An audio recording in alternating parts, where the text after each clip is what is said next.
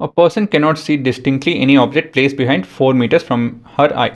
Calculate the power of the lens with which will help her to see distant object clearly. ದೂರದ್ದು ಈ ವ್ಯಕ್ತಿ ಕಾಣಲ್ಲಂತೆ. ಇಲ್ಲಿವರೆಗೂ ಕಾಣುತ್ತೆ, ಆದರೆ ಏನು ಕೊಟ್ಟಿದ್ದಾರೆ ಅಂತ ಹೇಳಿದ್ರೆ 4 ಮೀಟರ್ವರೆಗೂ ಅವ್ರಿಗೆ ತೊಂದರೆ ಇಲ್ವಂತೆ. So for point is 4 meters ಅಲ್ವಾ, 4 ಮೀಟರ್ವರೆಗೂ ಅವ್ರು ಕಾಣುತ್ತೆ. ಸೊ ಈ ವ್ಯಕ್ತಿ ಪವರ್ ಏನಿರಬೇಕು ಅಂತ ಹೇಳಿ, ಕಣ್ಣು ಗ್ಲಾಸಿಂದು ಪವರ್ ಎಷ್ಟಿರಬೇಕು? ನಿಮ್ಮ ಚಿತ್ರ ಇದು.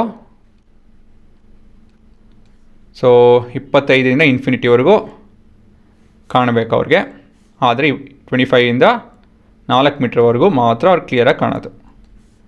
ಇವಾಗ ಅಷ್ಟು ಕ್ಲಿಯರಾಗಿಲ್ಲ. ಸೊ ಇಲ್ಲಿ ಏನಂತ ಹೇಳಿ ನಮ್ಮ ಸಿನಾರಿಯೋ, ಆಬ್ಜೆಕ್ಟು ಇನ್ಫಿನಿಟಿ ಹತ್ರ ಇರೋ ಆಬ್ಜೆಕ್ಟು ಅವ್ರಿಗೆ ಇಲ್ಲಿ ಕಾಣಬೇಕು.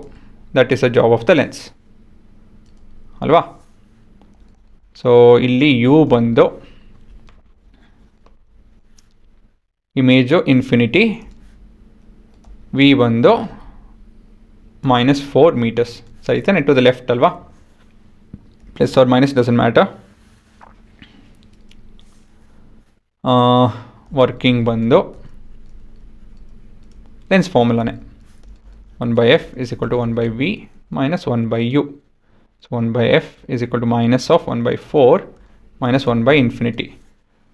ಇನ್ಫಿನಿಟಿ ಹುಡುಗರ ದೊಡ್ಡ ನಂಬರು 1 ಡಿವೈಡ್ ಮಾಡ್ತು ಅಂತ ಹೇಳಿದ್ರೆ 0 ಆಗುತ್ತಿದ್ದು. 1/f is equal to 1/4 minus 0 ಇದೇ ಬರುತ್ತೆ. therefore f is equal to ಎರಡು ಕಡೆನೂ ಫ್ಲಿಪ್ ಮಾಡಿ 4 ಮೀಟರ್ಸ್.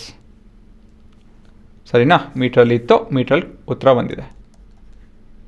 ಇವಾಗ ನಿಮ್ಮ power P is equal to 1/f in meters. So minus 1/4 which is minus 0.25 diopter. Minus ಅಂತ ಹೇಳಿದ್ರೇನೋ ಕಾನ್ಕೇವ್ ಲೆನ್ಸ್ ಉಪಯೋಗಿಸ್ಬೇಕು ಈ ವ್ಯಕ್ತಿ. ಸೊ ಉತ್ತರ ಸರಿಯಾಗಿದೆ, ನೆಗೆಟಿವ್ ಬಂದಿದೆ. ಸೊ 1/4 0.25. ಸೊ ಇದು ನಿಮ್ಮ ಉತ್ತರ.